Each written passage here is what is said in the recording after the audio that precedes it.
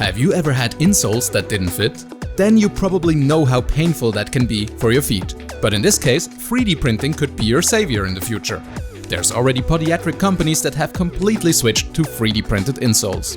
They scan your feet and 3D model an orthosis that is perfectly adapted to your anatomy. Within 24 hours, the insoles are printed and ready to be worn. Selective laser sintering is particularly well suited for this type of product, as the technology is super accurate, very durable, and you can produce a large amount of parts in a single production run. This also means that insoles will probably become much cheaper in the future.